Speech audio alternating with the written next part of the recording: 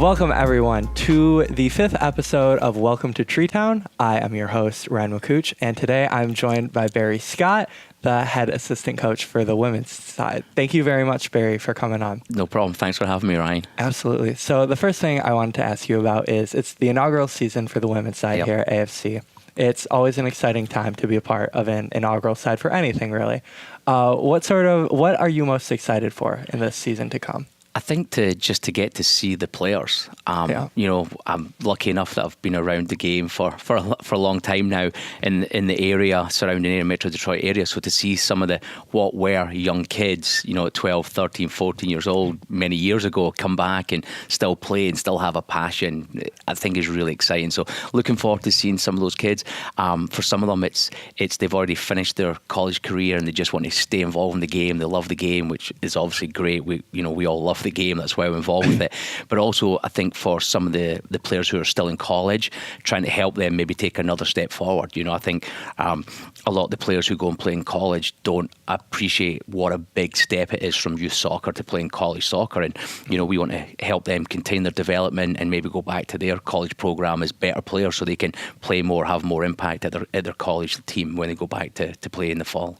Now, when you mentioned seeing the players, we had tryouts recently for AFC for both the men's and the women's side, and I know you were heavily involved with that. What was that experience like for you? It was great. Again, it was great to catch up with a lot of players. Some I had coached as little as a year ago, some had been 12 years ago, and everything in between. So it was just great to see them. It was great to see how many players were actually there.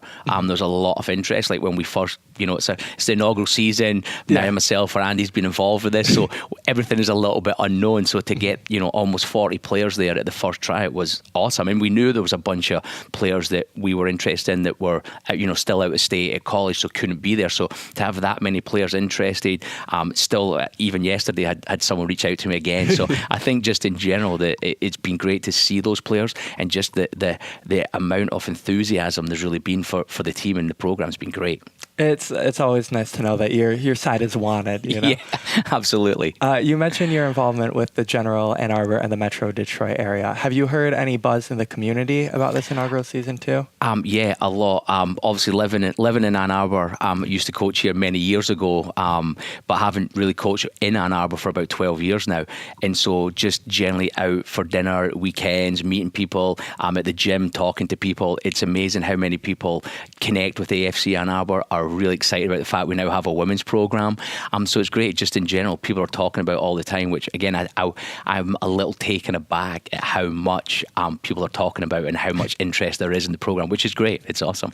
What's your favorite part about the community? Ann Arbor, it has a little bit of everything.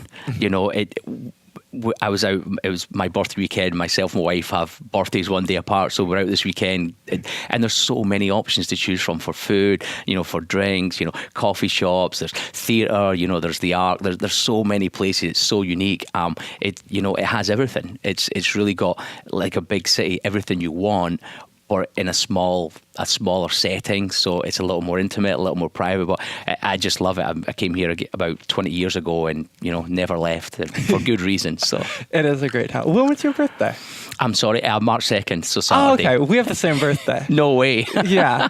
So happy birthday to you. You too. Happy belated birthday, right? Absolutely. Thank you very much. That's hysterical. It's nice to know funny. Someone else. Small world. Yeah, yes. Someone else in the club has my birthday. I think I was probably born a few years before you. Just a few. Just a couple. Yeah. We can pretend. Yeah, for sure. So talk us through a bit with your relationship with head coach Andy Pritchard. Yeah, Andy, or Pritch as we affectionately call him. I've known Pritch for a long time. When he first came over to America, he was actually based in Cleveland. I was based here in Michigan. He used to come up for some weekends and hang out with myself and some of the staff when we could. And then he moved to Michigan. We worked here together for many years. That was early 2000s. So I've known him well since then. I'm really proud to be his son's godfather. Thomas is my godson. Wow. So we've known each other well. His family, Ellen and Ellen's family, we've known for a long time, my wife and I. So we've had a great relationship with Pritch and Ellen and their kids and her family and his family. And it's been a long time, and it's a great relationship. So when he said, if you got this job, would I be willing to assist him? I was like, absolutely. Just it's great to coach back in Ann Arbor, but it's great to do it with Andy. Did you both come over at about the same time? Roughly, I came over full time in like '99. I think Pritch came over, I believe, 2000 or 2001. I think he came over, so it was within the same couple of years. So you beat him over here to the States. Yes. Very fun. And then take us through, there's been the other coaches as well. Jim Grew, he has been signed on as goalkeepers coach. Do you know him well? Yeah, Grew, I coach at the Michigan Jags, and Grew is the goalkeeping coach there. He played at UAD. He's again an Ann Arbor, lives in Ann Arbor, so he's a local guy.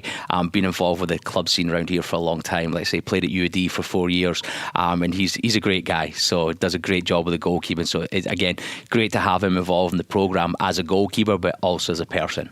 Now, in the inaugural season, what has been the most challenging thing for you to get ready for? I think the biggest thing we've come across so far is when players can arrive, and also some players can't stay for the entire season. So I think the team's going to be very fluid at times. And obviously for the first game, I mean, just based on when a lot of the girls can get out of college and then get back to training, we're probably going to have maybe a week's worth of training before the first game. So I think that's the biggest challenge, and not everyone can be back for the first game. So I think it's going to take a while, or hopefully not too long because it's a short season, but to get everyone actually there, so we get the whole group together, working together, and then get them playing for games. So I think that's the biggest challenge, just how fluid it is with people coming and going. But that's also make part of the fun, because there'll be a lot of opportunities for a lot of different people. Is that something that's new for you, people coming in, coming out? And is there anything that you're anticipating having to manage about that? No, I mean, obviously, I think when some players come in, you know, that we want to be a part of the program, you have to make them earn it. You know, because you can't just show up and rock in if you've missed, you know, the first. Yeah, I'm here. Play me, please. Exactly. So it's got to be fair for everyone, but we also want to put the best product on the field that we can. So we want to get those players involved, but you know, some of them it'll take a little bit of time, maybe more time than we want. But we do have a big squad, which I think is great, and we want obviously everyone to be a part of it, because it's not just this year; it's the year after and the year after that. It's a long term view, not just this season. Yeah, when we talked a bit for the bit of the profile about you on the announcement, you talked about creating a culture for the women's side for the seasons to follow. Can you walk us through how you anticipate on doing that? Does it come from the players as well as the coaches, or is there one side that has to do more of the heavy lifting? No, it has to come from both, and primarily it has to come from the players, because at the end of the day, we can only tell them and show them what we want, but they have to be willing to bring it. And I think we want to have a great environment where the kids are having, I'm saying kids, the women are having fun, they're enjoying it, but they're still continuing to develop. You know, like I say, some of the women have finished playing at college and are coming back to play. This is maybe the only thing they're doing from a playing point of view, so they still love the game, they still want to play, they still want to be involved. Some of the women are still in college, they're still trying to develop. They maybe want to be playing more in the college game, they keep wanting to develop, they want to be competitive. So we want to bring in an attitude where the players are coming in working hard, great training mentality, and it's fun, and the fun is the development, the sessions are competitive, and create a little bit of a competitive cauldron, so they're all developing, they're getting a lot from it, and obviously that will help them all become better soccer players. When you're looking at bringing in certain types of players, surely you want a bit of mix of everything. But what are some characteristics that you're looking for more intrinsically in the players that you want? I think the work ethic, the training mentality, because if you have that, we can build everything else. Obviously, positionally, we need some, certain people in certain roles to have certain attributes. Need a goalkeeper at some point. You still need somebody to keep the ball out the net and somebody to put the ball in the net. So those are two pretty important things. But obviously, we want it to be a great environment for everyone, and just that work rate, that training mentality to come every day and train and work hard and become better. That's really what we're looking for in these players. When, for those who might not be familiar, when does the season start for you guys? We're probably going to start training the very first week of May. Our first game is May 10th. We were actually hoping to start training end of April, but there's so many of the players aren't finished with their final exams to get back that we'll probably end up starting, I believe, like that weekend before the May 3rd, 4th weekend, and then we'll try and get as many training sessions in as possible prior to our first game on May 10th. In terms of training, what are some of the problems that may be able to arise with the limited training ahead of time, and how can you surpass those? Just trying to, the players trying to get to know each other. Everyone has certain tendencies and different things. So, our hope is we're going to have some very good players. So individually, we should be successful, but trying to, make a great team and make the sum of the parts better as individuals, that's always going to be the key. And the more we train, the more we get the players together, obviously the better team we'll have. We feel we'll have enough individual impactful players that will be competitive while we get through that process, but just trying to make it more of a team game, so we are a better team, not just a bunch of individual players. And that will be the hardest thing to get through as people come in at the start of the season. Right, like you said, having to make sure the sum is greater than the parts. That's always important when Absolutely. it comes to team soccer, no matter what level. Yes. Now, the women's side is obviously a new expedition into the United's Women's Soccer League for the AFC Ann Arbor brand as a whole. Are you familiar with the league at all? A little bit. Obviously, it's been going for a couple of years now. We have a couple of players, Megan, obviously, that have played in the league. I know some of the coaches, or a lot of the coaches that coach the other teams, actually. So I spoke to a couple of those guys, and they've actually said, they're like, I think your team will be good. And I'm like, I hope so, but it's hard to, there's no benchmark for me being new. Yeah. But based on what they've said, there's a lot of players that they were hoping they would get are playing for AFC Ann Arbor. So that's a positive for us. So I think we'll be competitive, and we've got a couple of players coming in from out of state that I think will be impactful players. That'll be fun to have. So looking forward to it. It'll be good. When it comes to making these sorts of projections, it's sort of hard at this more semi-professional level when, like you said, the team's going to be so fluid. Yep. Does that factor into what you want out of this season? Yeah, I mean, I think every season will be the same. We want to develop it for the long term. We want to continue to develop, improve the players, keep the passion, and also keep it within the community. We've got several players who are from Ann Arbor, so it's great to have them involved in the game, especially maybe that are a little bit older, have already finished playing in college, but they still have a love for the game, they still have a passion, they still want to be involved, and this is a great opportunity for them to do those things. Mm-hmm. Now, stepping a bit away from the sport, what do you, as a person, what does Barry Scott like to do?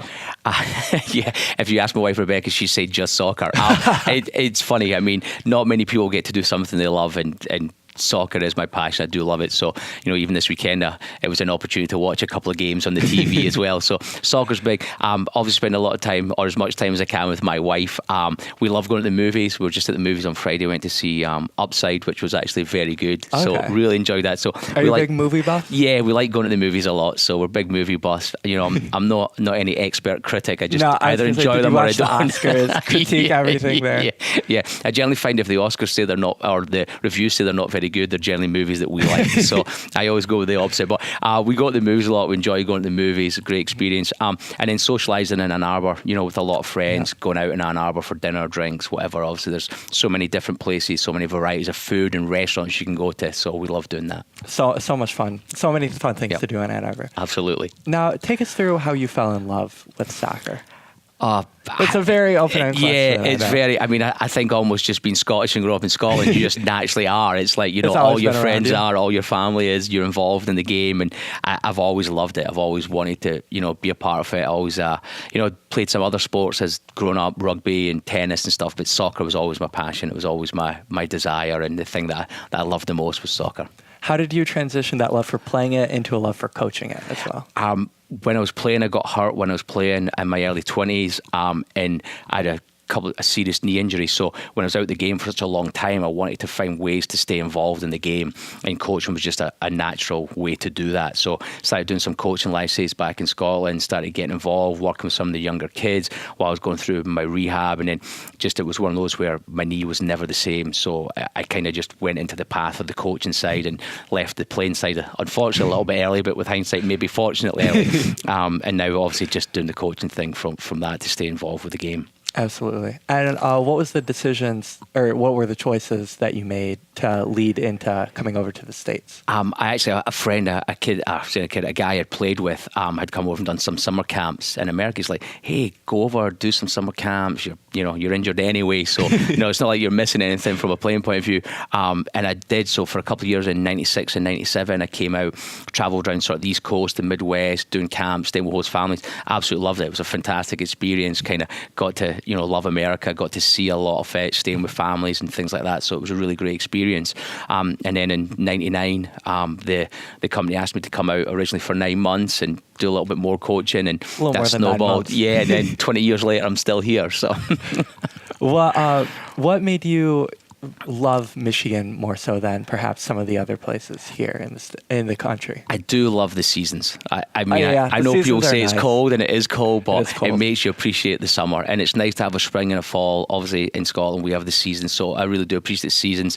It's nice, in the winter you can ski, and in the summer you get great weather. You can be, go with some friends that have, boats on the lake or jet skis, and you get the best of everything. So I really do like the seasons. It's really nice. I agree with you. I do have to say, though, on my Snapchat, when I see all my friends in, Bahamas, Dominican Republic, it's kind of hard to watch, but it's all right. I'll take the 16-degree weather if it means we have a nice summer. Absolutely. Absolutely.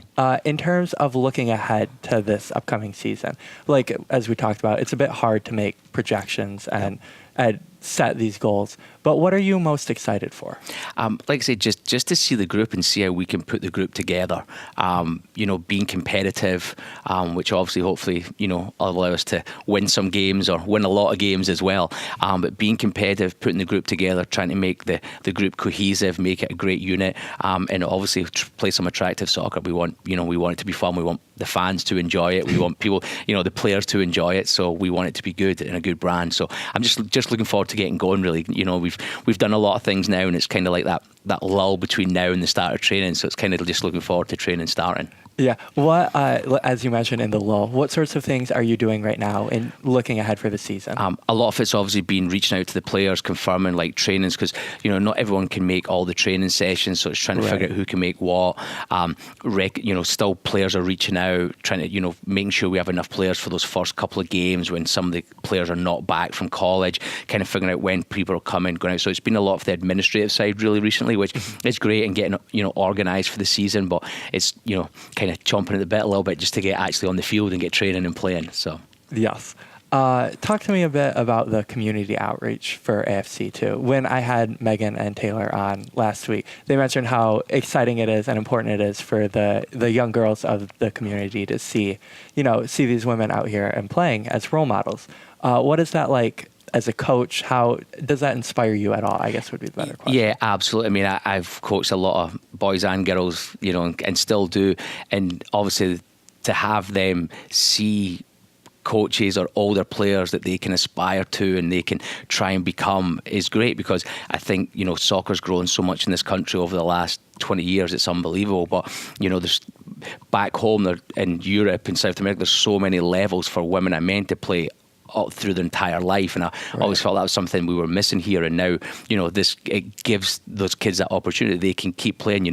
Hey, I've finished playing in college. Like, I'm done. There's nowhere to play. I have nothing left. It's over. My career. I'm 21 and my career's over. And whereas now they still have places to play, and they're like, hey, I can come back and I can play locally for my local team, and I can keep playing into my late 20s, early 30s. And I think just having that, and for those kids, especially in Ann Arbor, like for Taylor and Megan, that see those that are their coaches, to actually see them still playing and having a love and a desire and a passion, obviously is great for those female athletes to have people that they can look up to like that. Inspires them on forward as well. Absolutely. To say, I can do this as well. Yes. In terms, you mentioned an interesting thing where in Europe, as you mentioned, there's more opportunities to play after the career ends, as opposed to where, like you said, at 21, you're retired, basically. Is that the biggest difference in terms of soccer culture from here to football culture there? Or are there other ones that you notice? I think probably overall the passion. I mean, there's so many other sports here that are bigger sports. Arguably soccer's not the biggest sport. American football, baseball, basketball, hockey. Yeah. There's so many other things. For families to watch. For people, college sports. Another one, like in our country, like college sports doesn't even. There is such a thing as college sports, but it doesn't exist. People don't go watch it. It's not like it's here. So it's just completely different. There's so many things, would be college or professional, whereas back home in a lot of Europe, everything is very much focused on soccer.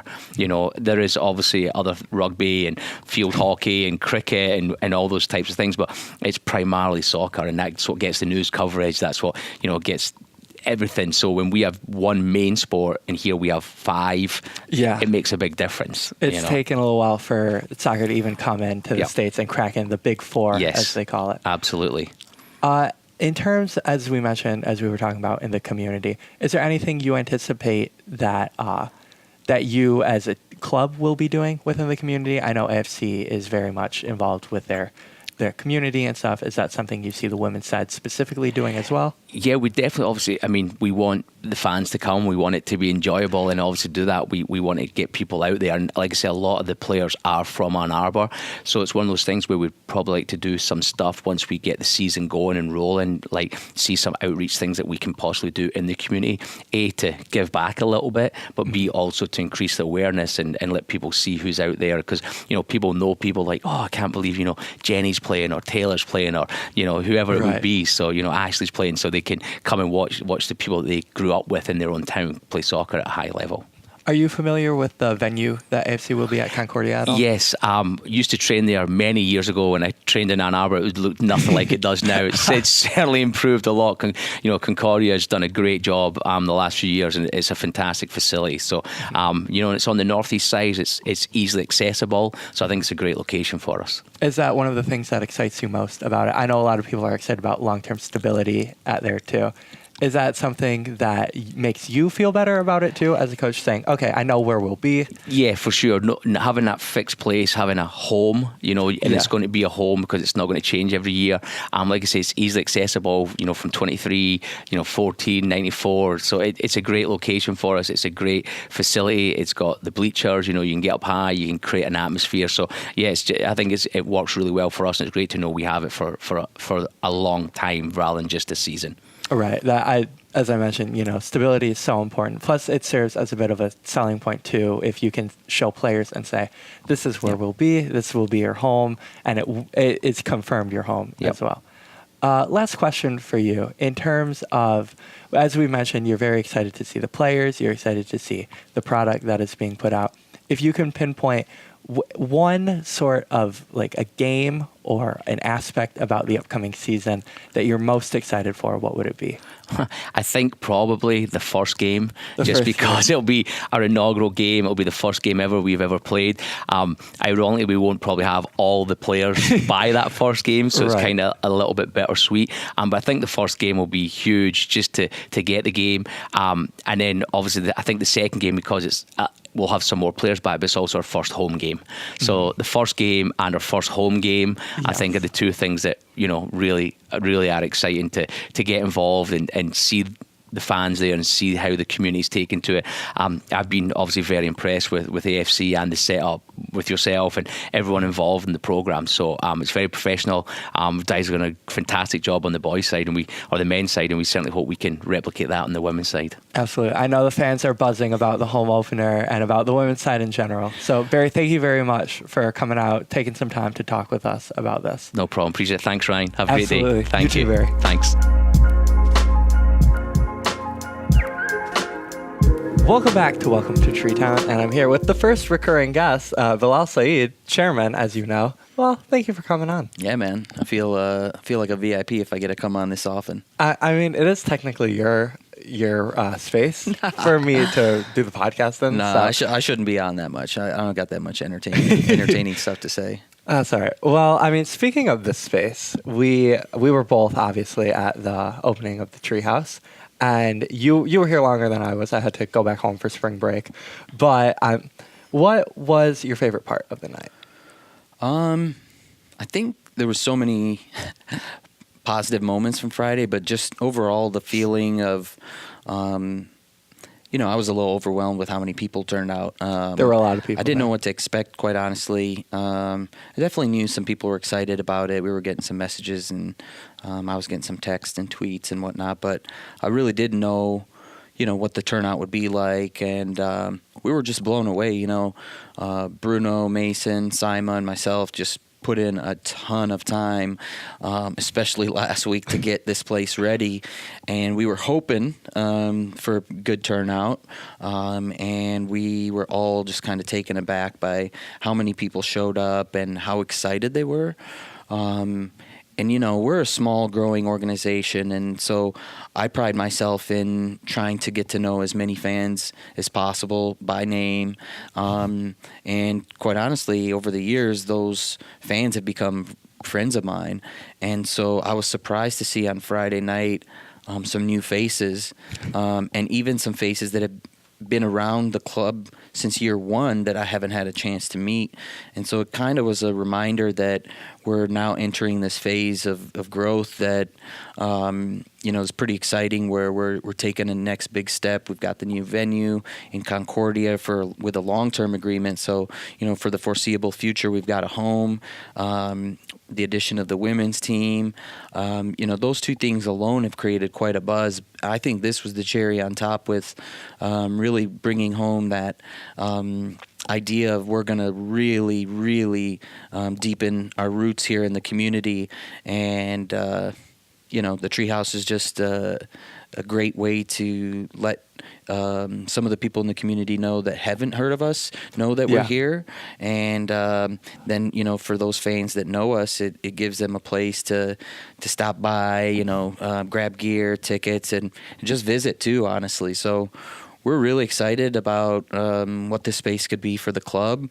I expect the players to be hanging out here playing FIFA. Oh, sure. I was going to say, we're right next to a television right now. Yeah, so. I don't think these couches are crazy comfy too. So, nice. This is going to be a problem. Honestly, I think I'm going to have to start kicking players out here at a certain point during the summer. But that's going to be a good thing. Like, I want to, we've obviously always put a big emphasis on creating a family-like culture here, and being, having like a clubhouse where the players can get together after training, I think is just another piece of the puzzle there. As you mentioned, it's such like a community, not even just a community, but even within the family, it's such a team effort. Like when I had Jamie on, we were literally... these light bulbs, right, that we are sitting under, he was changing them before we came on to do the podcast. Yeah, so it's incredible. It's this entire project. AFC Ann Arbor is a labor of love, but the Treehouse specifically was not going to happen if we didn't have people just kind of dump all this energy and time into it. And it happened really quick. It's something that we've been wanting to do for a while, but we couldn't find the right opportunity and the right space. And so when we finally did, we were on a tight timeline to make this all happen. And like I said, I just my team specifically, Bruno, Mason, and Sima, were just magical. But Jamie came in and, he's changing light bulbs and teaching us how to do that so that we could do it if there's any issues.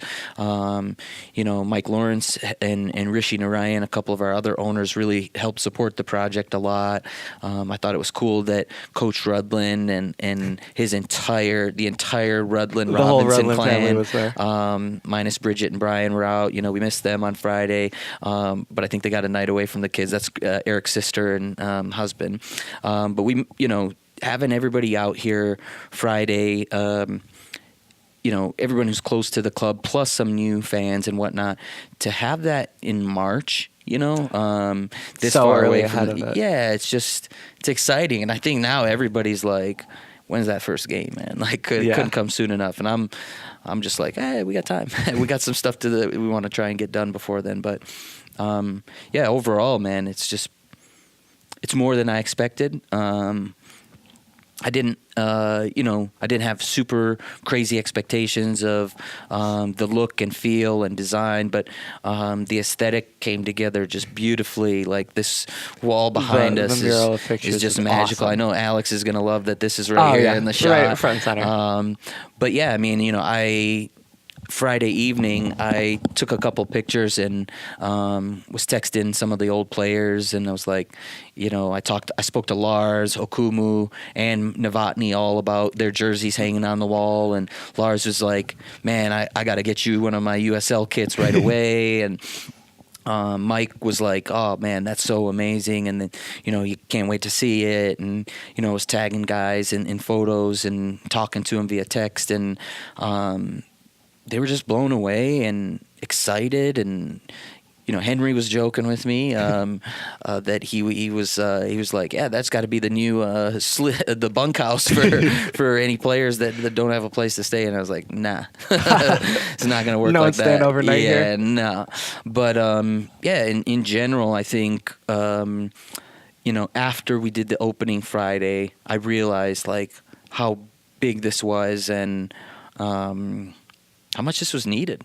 So, yeah, I'm very excited. What's your favorite part of the Treehouse in general? Just one aspect of it. This wall. Yeah, this wall behind us for sure. It's so cool. Yeah, I mean, it's this wasn't, this defines the project to me because it's not about any one person. It's about all 4 seasons we've completed so far. I can't wait to add some of the women's teams players' pictures up here. But in general, this is like those handbills in New York that you paste up. That's kind of how I describe it. So each and every single picture up here is an individual picture that was put up for a reason, right? And so we've got some of the owner's kids up here. So when they were younger, and we got to show them those pictures. And Mila, Coach Redland's oldest daughters, as soon as she walked in, I walked her up to her picture, and then she went and got her mom and grandma and showed them, and they were super excited. And we were showing the players that weren't able to make it on Friday, and they all just feel that much more a part of our family. And we know that even when players move on, whether it be to the pros or to something else, some other path in life, that their mark was always left with this club. And for me, putting this wall together allowed me to kind of look back at what we've accomplished and talk to some of the players and people that we've affected. So, I've created some great friendships with some of the previous fans, which include, Jermaine Winster from 2016, Dario, Hector, all these guys, that sometimes I don't always get to stay in touch with all the time. It really is a reminder that, hey, if they ever are able to come back in town, they've got a place to stay and they've got a home. That's very true. And that's a great segue into the next thing I wanted to talk to you about, which was the players that we have announced for the 2019 season. Yeah. Just in general, what excites you about the cast of players that we've announced? I think it's always exciting to see what Eric's going to put together. And now we've got 2 teams to follow, so we get to see what Pritch and Coach Scott are putting together on the women's side. But specifically to the men's side, I think what's interesting each year is that we do a ton to try and create an environment that is going to push players on to the next level. But we also understand that that's not what everyone's goal is, or it might not be attainable right after one season. So to see so many players wanting to come back and spend the summer with us and wanting to be a bigger part of the organization, it's a crazy feeling. So for me to see the fans interacting, specifically like the hooligans, tweeting with some of the players when they get announced. I know a lot of the hooligans have been following Frenchie at Harrisburg Heat and his new indoor career. It doesn't matter if you've played in 1 match for us or 15 matches for us. If you've been a part of this club before, the fact that you're coming back is just going to have, the fans are ready to welcome you back with open arms. And you saw that in a player we announced today. We're recording on Monday. So Marlon Freitas from Madonna University, a Brazilian player. He's been with us a couple seasons. He hasn't always gotten a ton of action, but it's someone that I've become very close with. He also plays for the Mud Puppies, very talented in small space. The Brazilian guys love their futsal. So, but Marlon is, I wasn't sure if the fans would, how they would receive him, and I was just blown away that like so many people are like, yes, we can't wait to have Marlon back. And he's a fantastic, versatile player. Mm-hmm. He's just really special on the wing.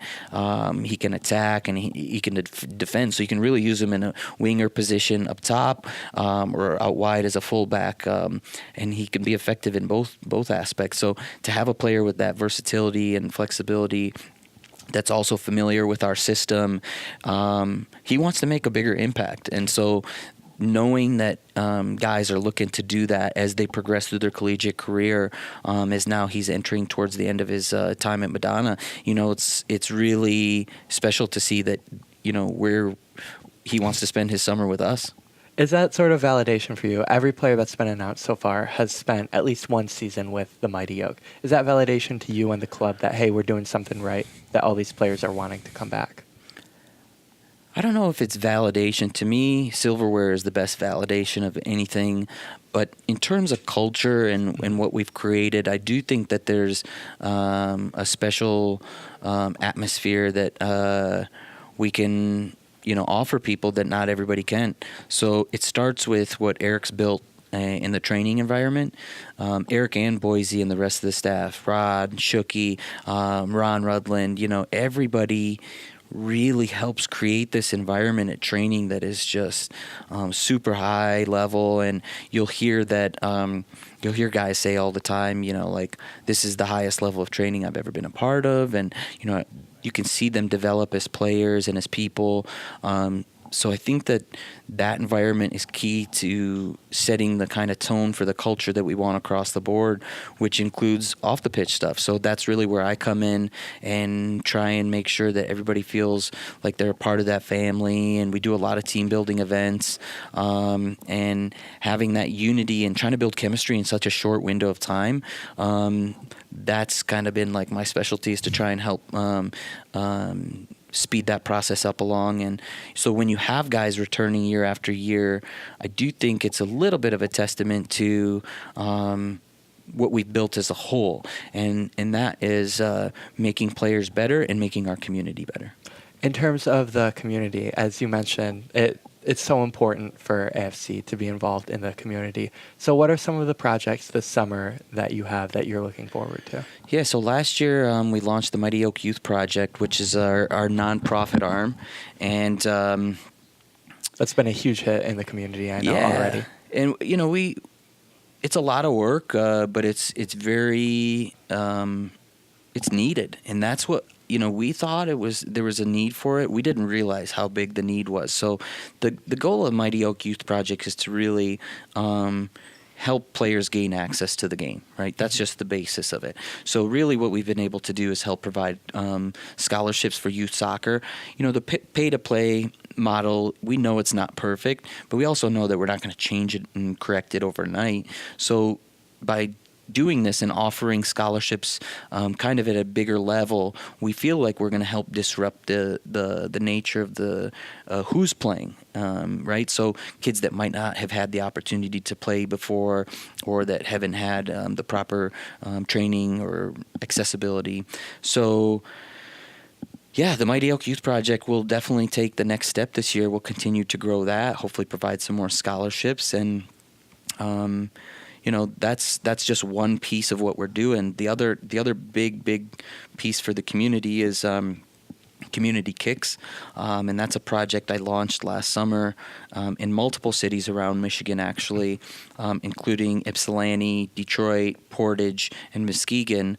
And really that is about just spreading that same concept that the Mighty Oak Youth Project has done, but beyond just Ypsi and Ann Arbor, of helping kids gain access to the sport that might not have before, and to also use that platform to educate them about what the game can do for you off the field, whether that be confidence or learning to work in a team environment and those types of things. So Lindsay Tarpley, a two-time U.S. women's gold medalist, she's our partner on that project. And when her and I first spoke about the idea, we basically had the exact same idea. We were just thinking about it on our own, and her and I complement each other real well in that space. And so the fact that she carves time out of her life to do this, she's from the Michigan area originally, out in the Portage, Kalamazoo area, and it's been really, really exciting for me to see that someone of her caliber has the humility to continue to make it a priority to give back to their community in such a big way. Right. So, we piloted the program last summer and we found a huge success, and we also learned a little bit. So the program Community Kicks is actually partnered with summer feeding programs, because what we found is that kids don't always have access to meals in the summer, especially kids who are on meal plans at school and stuff. Once school's out, are they getting that regular access to nutrition and to just a meal? So we've partnered up with feeding sites and feeding programs that are identifying those children in need. And so we're also teaching them about nutrition, wellness, and the importance of education. And when we went out last summer, we realized there's some other needs, right? There was a couple times we showed up and it's not even proper equipment. Kids didn't have shoes.